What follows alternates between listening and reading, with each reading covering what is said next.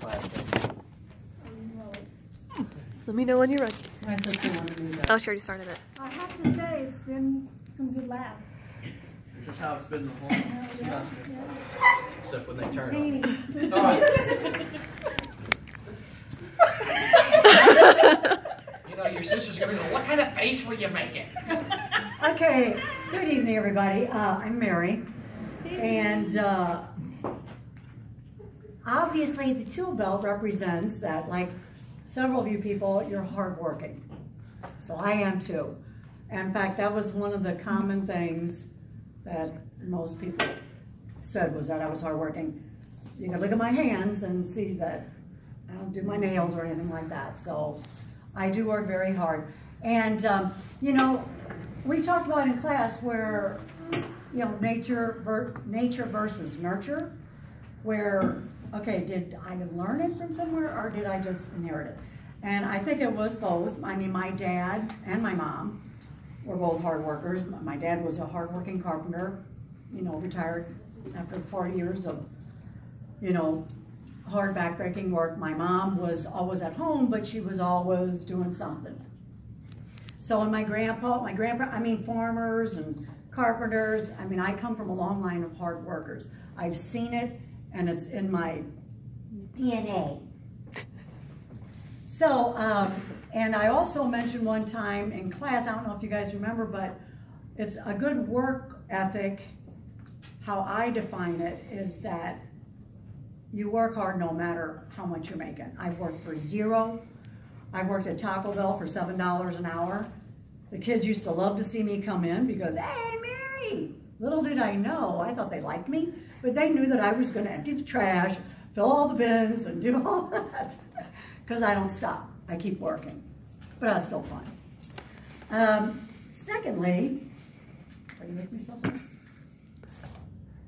And I'll try not to drop it. This light bulb represents that I've been told that I'm smart or intelligent and creative. So it's, you know, ideas and whatnot. My mom said, well, Mary, you just come over here and you just figure things out. You know, and I thought that's pretty good coming from my mom because she's not always the most complimentary one. My dad, God rest his soul, he's been gone for 6 years. One time, and this is an interesting story, I got a new picture window put into my living room. But the guy who put it in didn't frame it out on the inside. And so I was like, well, I'll ask Dad. So I called Dad and said, Dad, can you finish out my window in the inside? And he said, I don't even remember what he said. All I know is he didn't show up. He did not come. And I love my dad, he was a great dad, but he didn't show up. And that was the best thing that could have happened to me. I was pretty newly divorced. And so I'm like, my ex-husband had just given me a miter saw. So I'm like, you know what? I think I can do this myself. And I did. And then I went on to do other things in my house that I never thought I could do. But because my dad didn't come over, I just decided I'm just gonna, you know, and I just tackled more and more stuff. And my best friends were the guys up at Basic Hardware. Unfortunately, they closed. But I go to Ace Hardware now to ask questions because I've never brought anybody over to my house except my friend who helped me with the water heater. You know, I get the goods, find out how to do it, and then I do it. I go home and do it. Another interesting story, and I got to share it because it was just good. I was going to put a new vent in the bathroom downstairs in the basement, an air vent, because I wanted one because there was a shower down there. And so the guys at Basic said, well, you just, you know, they lent me a hammer drill, and you just got to drill all these holes into your brick wall outside, and then take a chisel and punch it out, and then run your line through, blah, blah, blah. So I was all ready to go, and it was dark already outside, but I asked my son Kyle, because he was stronger. I mean, I started it. I said, Kyle, why don't you do it for a while? Because you're stronger and you can hold it. And well, the bit kind of kept coming out. And finally he said, he was getting frustrated. And he says, Mom, you can't do this. Dad says you can't do this. Well, hello. By midnight that night, the hole was in and the vent was through. Don't tell me I can't do anything or do something. So that was just a, what do they call it, an epiphany experience, or a, what do you call that? Anecdote. What? Anecdote. Well, an anecdote, yes.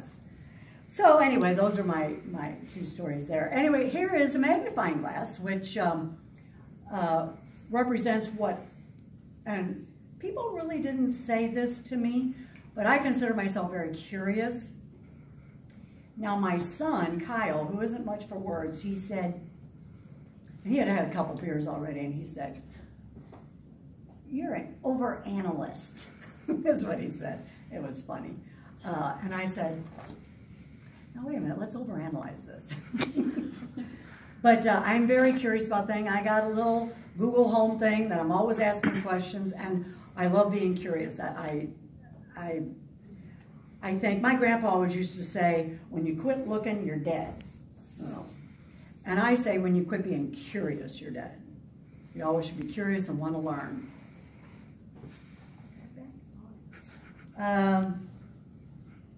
Another thing about the curiosity is, you know, when I ask people questions, and I ask questions when I'm out with my friends, I mean, I ask questions. And I always tell them I'm asking to know and to grow.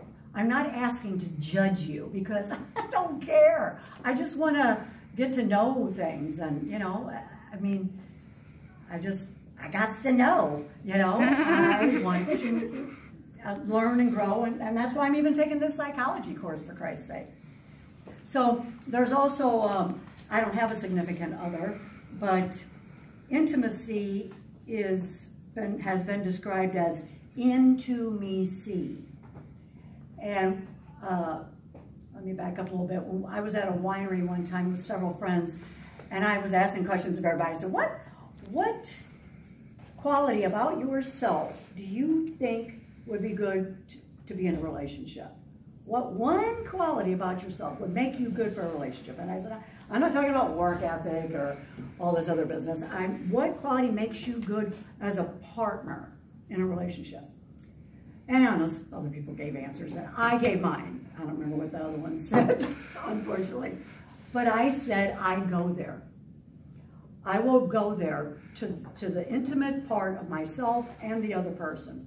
And I remember my friend Sandra, of course she had a couple of glasses of wine already, and she says, well, what if the other person doesn't want to go there? And I'm like, well, then they really shouldn't want to be, they shouldn't be in a relationship. But then I'm thinking, as the years have gone by, I thought, you know what? There are people that are in relationships that don't want to go there. They just want it for the convenience, do my laundry, do my this, do my that, and they don't want the intimacy.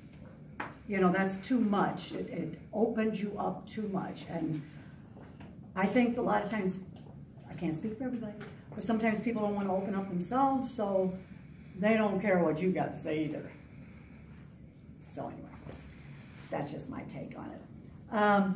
Next, we all know what this is. It's not a billy club. It's a microphone. It really doesn't work, but I was told even in this class that I was outspoken. Now that's just plain nonsense. Yeah, you were blunt. I was not blunt. Coming either. for you. Read between the lines. I prefer to be blunt, and I looked it up. What? Who said what? She Nothing. gave me the finger. No, I didn't. No, I didn't. That's just how he Here's my took finger it. to you. But I prefer to be called energetic, passionate, outgoing. My son Kyle, the one who told me I couldn't make a hole in the wall, he said, the first word that he said when I asked for 3 words, he said, sincere.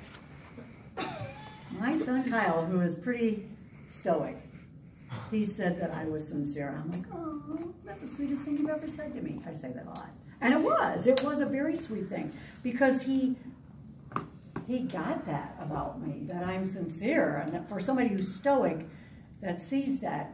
But I did Google sincerity, and it is a virtue, which is a good word, of one who communicates and acts in accordance with their feelings, beliefs, thoughts, and desires.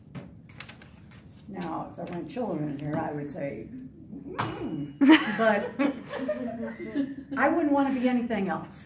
I mean, that's who I am. Another thing that I didn't include, but just to be honest, I'm insecure, and I know you people, oh, there you go, and maybe you think, oh yeah, I can see it. I don't know. But we're all insecure in one way or another. You know, if I would ask, who's insecure in this room, you better all darn well raise your hands, because we're always going to be insecure about something. You know, and if you're not going to raise your hands, then I have to call you a liar. So, and I am very honest. I try very hard, and I was told honest. I mean, the list was long of what people said. But I really try not